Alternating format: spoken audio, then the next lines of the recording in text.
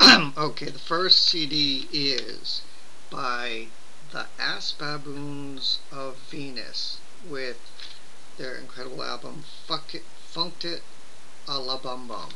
Alright. This album I really, really like. I didn't know what to expect. They're a Japanese duo. Well, one is Japanese. The woman who sings is Japanese. Her name is Nakawa Nozawa. She's apparently some kind of comedian, and she performs with this this baboon comedy troupe in Japan, and she's actually pretty well known. The album is it also is she's accompanied by Bob Limp, who's American, and I think he plays guitar because basically the sound of this album is a cheap Casio mixed with sort of feedbacky guitar, that kind of thing.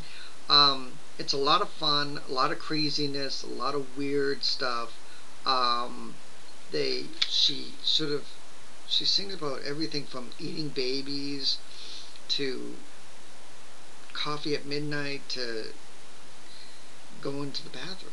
Really, she's very odd.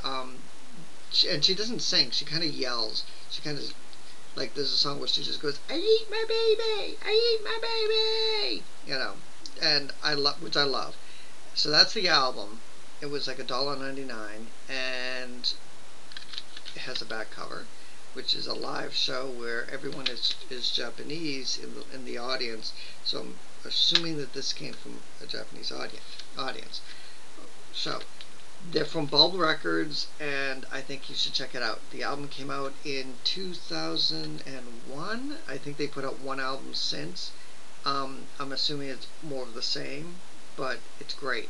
I say so. I would give this a 5 out of 5 stars because it's just so unique and odd, and reminds me of kind of like early Butthole Surfers and the Frogs, and with her voice sounding like Teenage G's and the Jerks mixed, like early Lydia Lunch mixed in with like Karen Black. I mean, Voluptuous Horror of Karen Black. So she sounds like Kemba a lot. Actually, she sounds a lot like Kemba. Anyway, like this album a lot. So this is 5 out of 5 stars. So Ass Baboons of Venus. Try to find anything by them. This was only like $1.99 in the cutout bin. Worth every penny. Alright, the second album is by Kevin K and the Cool Kids. Alright, so apparently Kevin K is some kind of New York scenester. I've never heard of him. I'm really into the New York music scene. A lot of late 80s, early 90s stuff tends to be my cup of tea. I've never heard of this guy. I don't know any of the bands. He's been in several bands. He hooked up with the Cool Kids to do this album, which is called Original Sin, or Perfect Sin, sorry, and it's produced by Mitchell Garcia. Now, I looked them up on YouTube, and I didn't find any videos, but I did find some of them playing live in clubs, and they sounded pretty good. They're not a bad bar band. They sounded pretty good. They're kind of noisy and that sort of thing. This album, unfortunately, Perfect Sin, is way overproduced by Michael Garcia. It's way overproduced and basically void of any kind of personality whatsoever. There are horns for no reason. There's piano. There's acoustic guitar. There's just so much going on that there's no reason for any of it. Stripped down, they're a pretty decent band, and loud and kind of noisy, they're not that bad. But the production on this album is they just took all the personality out of it. So it's just it's very boring. So for that, the fact that I know they could do better, I'm going to give them a 2 out of 5. I just think their producer screwed them. So that's that. This next and last album is to be avoided at all cost. This is a band called Pink Spiders. Avoid this at all cost. They're everything I hate with music today. I blame them, or bands like them, for the state of music and the fact that it is in the crapper. I guarantee you, if I looked hard enough, I'll find ties to Disney with these guys.